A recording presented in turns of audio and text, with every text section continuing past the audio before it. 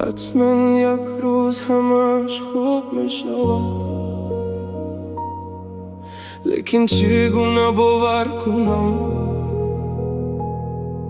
وقت شبها کسی مرا نمیپرسد. من با خود صحبت میکنم چون دیگر کسی نمانده است.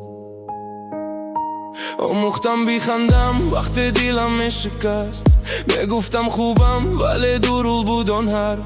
زخمای روغم را تنها من میبینم، حتی عکسی آینم مرا بیگانه میبینم.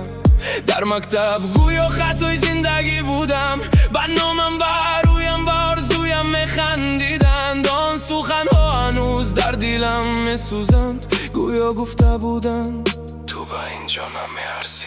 هر شب با صدای درونم میجنگم، از سایه فکرهای خود میترسم. من تنها محبت میخواستم یک بار، ولی همه رفتند و ماند غم یادگار. شاید من تنها برای دردشان بودم، وقتی تنهایی هم صحبتشان بودم، تا وقتی بهتره واریدی دلشان شود. مرا فراموش کرده از زندگیم رود. از خود بذارم که هنوز حس میکنم، با این همه درد باز دوست داشتن میخواهم. دلم فریاد میزند ولی کسی نمیشنود. شاید آدمانی شکستن یا نه. هر شب بازنده که میشکنم، از فردا تنهایی میترسم. اگر پگانا پدید شوم از این جهان، آیا کسی مرا یاد میکند یا زندگی مثلی پیش میرود؟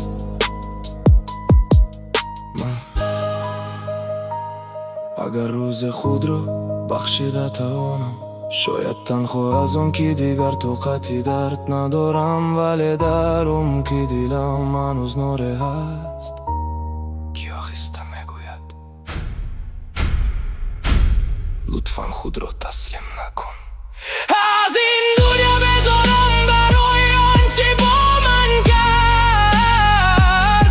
از کودکی پر از آرزو کسی ساخت به آرامی،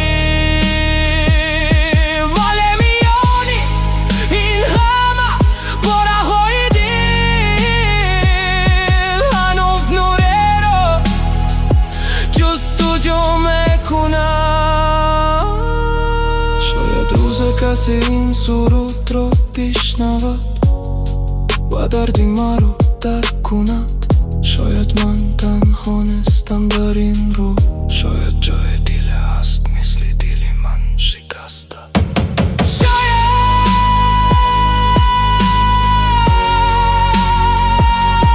بعضن تنها زنده ماندن هم کفایه باشد.